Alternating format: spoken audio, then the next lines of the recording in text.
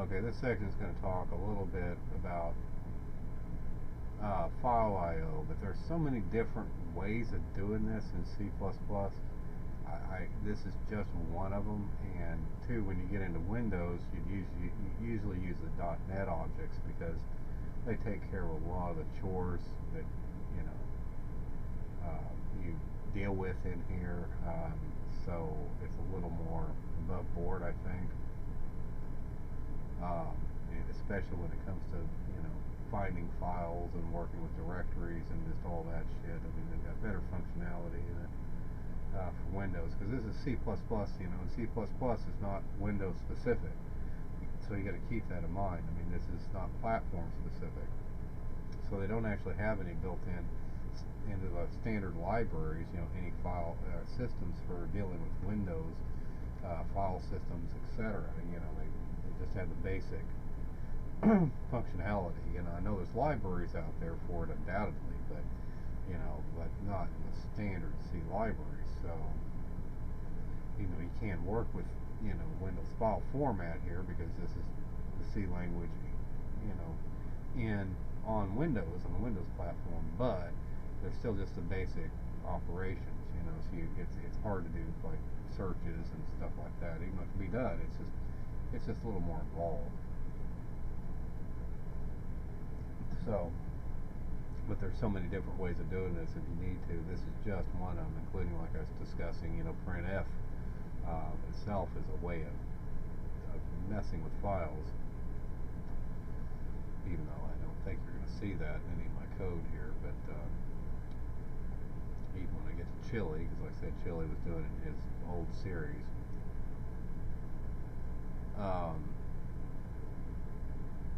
But this really is just, let's see, we're creating a string object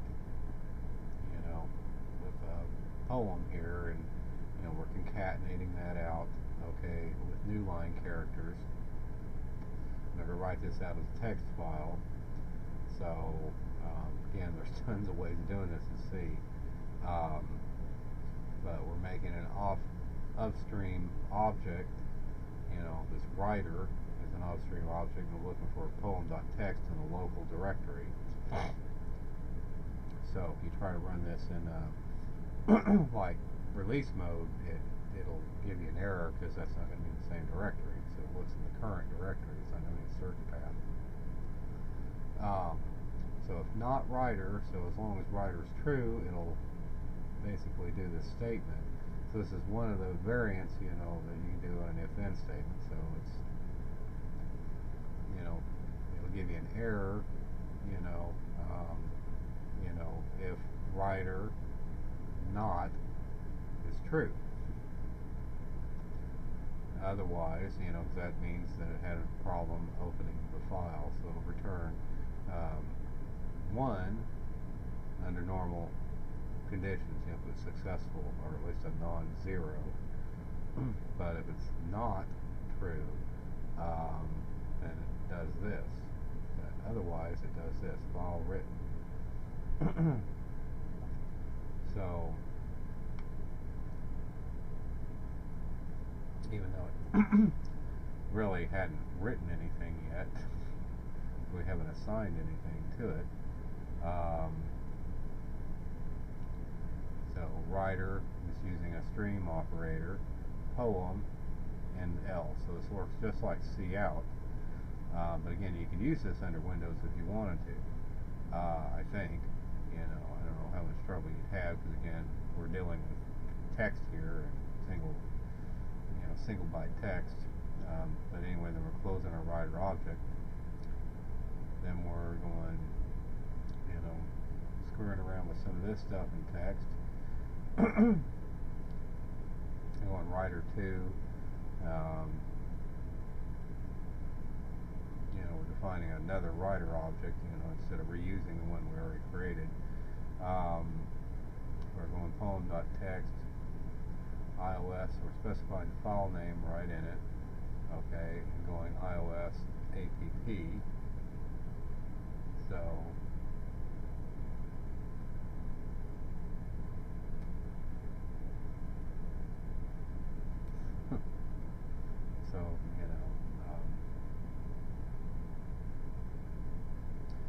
Yeah, because it is true, because he's declaring it like this, but you can, I think just use an equal sign or something like that and assign it that way.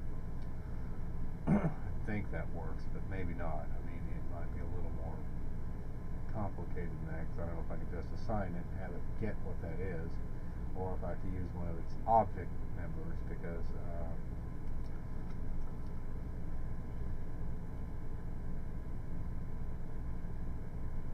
well, it hasn't been declared yet, otherwise I'd show you.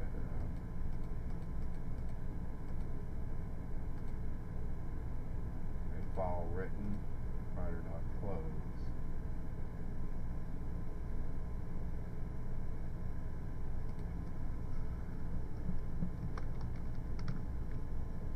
Let's see, writer, has several methods and members.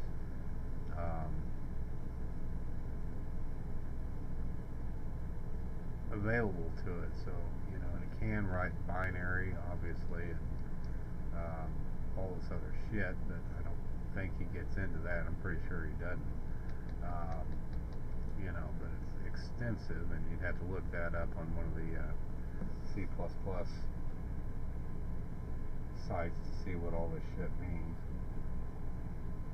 But again, there's so many different ways, and everybody seems to favor their own particular way of doing it. Some people do like printf methods still, like Chili was using it, at least back in 2012 or so. And this guy liked this method, and I think my other book liked a different method, the C++ for dummies. But anyway, let's step over that. Okay, file appended. Alright, we can go pull up the file if you want, but I'm not going to bother with it. Character, okay, poem.text, integer I, using for something, probably counter variable. Okay, we're trying to open the poem file again. And now this is reader, instead of writer, and we just declared a new object.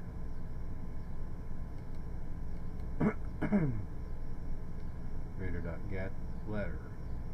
Okay, single character. Cout letter.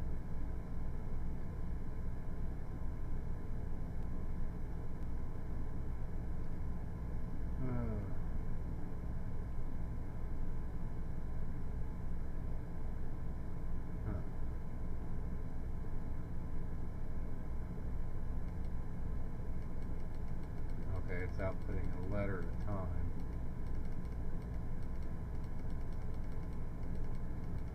It's going to keep doing that until it reaches end of file. Not reader EOF. So, so apparently when it's not EOF, or when it's end of file, EOF returns false. So, as long as it's not false, it'll keep repeating this loop. So, which we can go ahead and, I think, step out of it. Oh, shit. Motherfucker.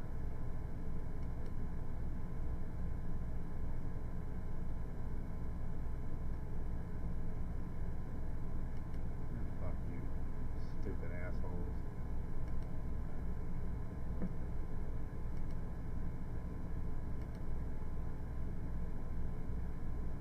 Making fucking changes.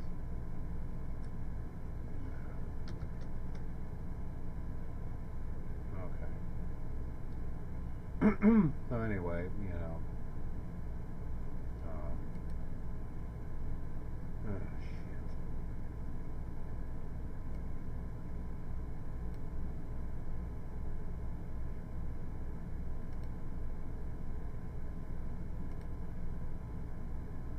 Okay.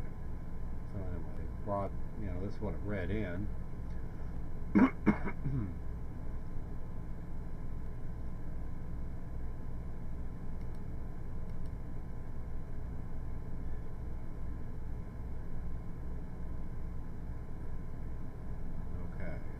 iterations, 167 characters read in.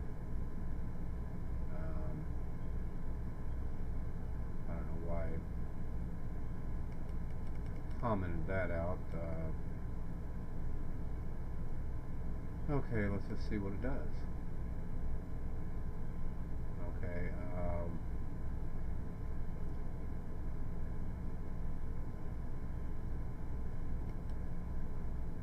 I'm just going to print over it because we're using the reader, so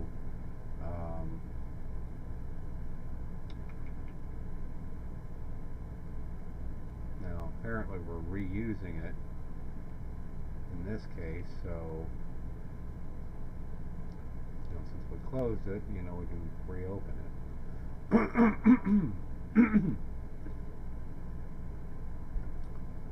Okay, fewer iterations since the get line. Go ahead and just since the get line FX modifies the EOF counter a line at a time. So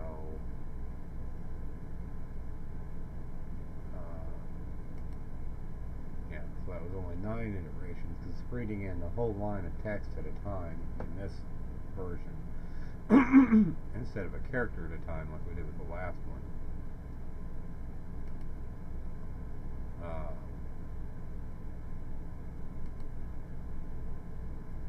Let's see. Okay, writer.open. I guess we're reusing our original writer. Error opening file for output.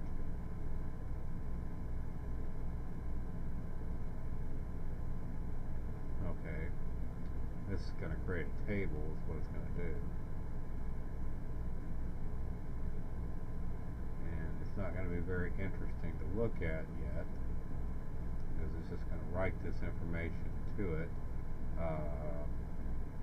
Ostensibly, well, I guess the whole lot actually, because we're just, assigning that poem thing to it. And then we're opening the list here with a reader, that we just wrote.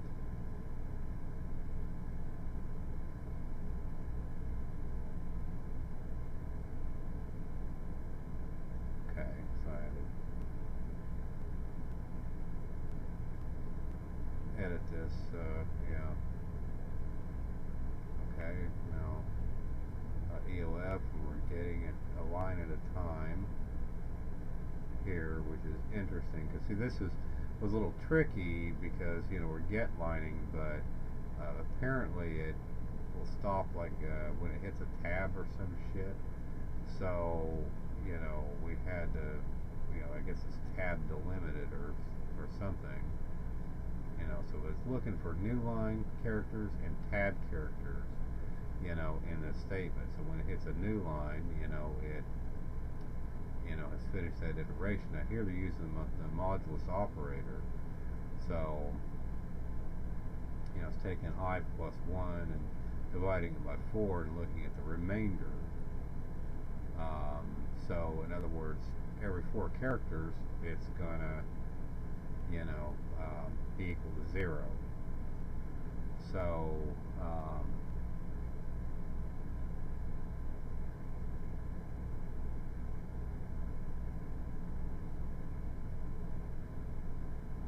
I'm not sure how that correlates with our list really, but if we got more than 4 characters in it, obviously, but I guess a tab will be equal to those 4 characters, and well, because a tab is going to be just a character, in a file, I guess, because the tab does have a special representation. It shows up as like 4 blank spaces. The fact of the matter is, it really is only 1 character. So let me try to do, let's see, yeah, because we're doing a reader. Let's see, that's reading in the file.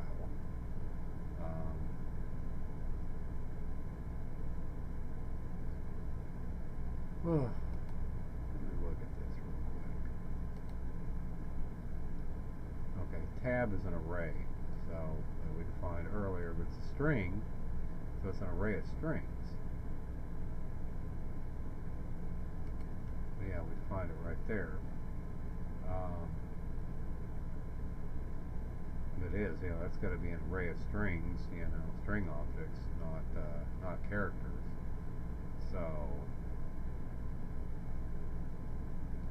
So we are reading our value into this tab character, but that's a set of strings, so they should be an individual string. So we keep updating our array position, with every element we read in. So that should be a bunch of independent characters, and I think that's what we're going to do here when we go print it out to the console.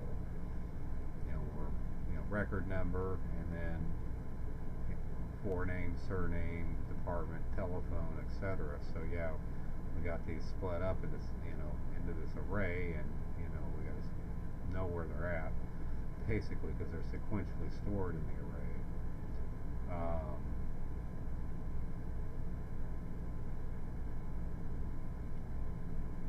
So this is still just going to read them out instead of trying to figure out what's what where. Okay, so let's just do our run till that point. Okay, and you can see what it did. So record number 1, record number 2, record number 3, etc. So I guess you can't see all of it.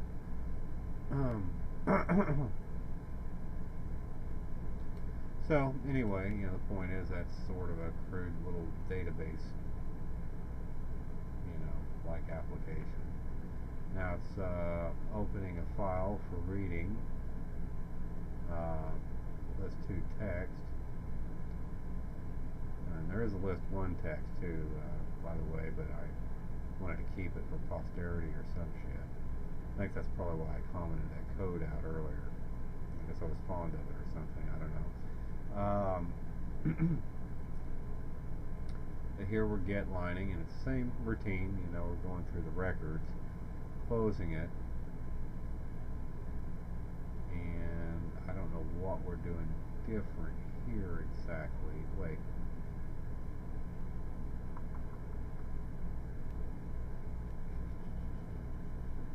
Okay, this is list.txt. Okay. So disregard what I said earlier. So this is a separate list. And this is probably a list that I manually created, I would imagine, because I know one of them I manually created, I think, to be identical to the book, and that's probably this one.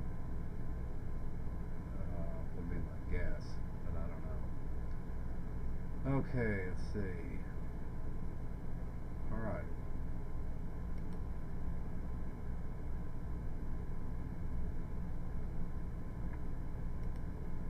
Let's just see what's in that file. Okay.